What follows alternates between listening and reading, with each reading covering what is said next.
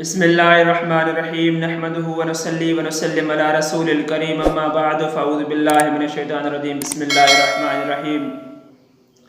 मुआज़्ज़िज़ सामिईन व नाज़रीन किराम, जियं त हर वक्त कंहिंजी ॻाल्हि खे कटणु इहो तमामु घणो नुक़सानु आहे ऐं कंहिंजी ॻाल्हि खे कटण सां उनजी दिलि आज़ारी बि थींदी आहे ऐं हर वक्त पंहिंजी ॻाल्हि करणु ऐं ॻाल्हियुनि मां ॻाल्हियूं कढंदो वञणु इहो हिकिड़ो अहिड़ो अमल आहे जो कॾहिं कॾहिं इन्हनि ॻाल्हियुनि कंदे कंदे माण्हू कुफ़र जा कलमा बि चई वेंदो आहे।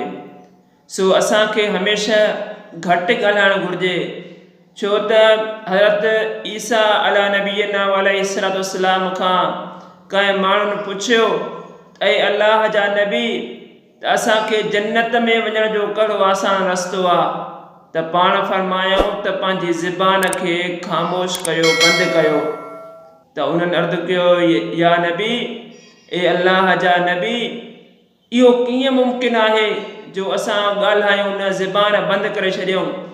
त पाण फरमायूं त ज़बान खे सिर्फ़ु सुठियुनि ॻाल्हियुनि जे लाइ इस्तेमालु कयो, सुठियूं ॻाल्हियूं ॻाल्हायो, उन खां अलावा ॿी का ख़राबु ॻाल्हि उन सां न चओ, त इहा तव्हांजी ज़बान ख़ामोश रहंदी।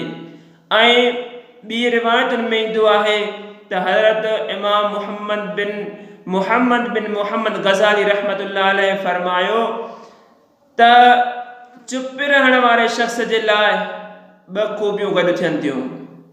जेको शख़्स चुप रहे थो उन जे लाइ ॿ खूबियूं जमा थियनि थियूं। हिकिड़ी त उनजो दीन सलामत रहे थो ऐं ॿियो ही त ॿिए जी ॻाल्हि आराम सां सम्झी सघे थो।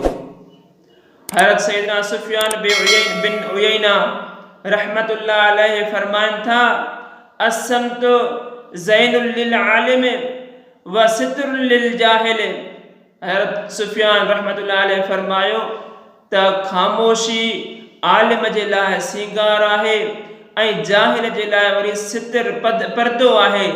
सो इन जे करे हमेशह असांखे ख़ामोशी इख्तियार करणु खपे ऐं अजायो ॻाल्हियुनि खां बचणु खपे।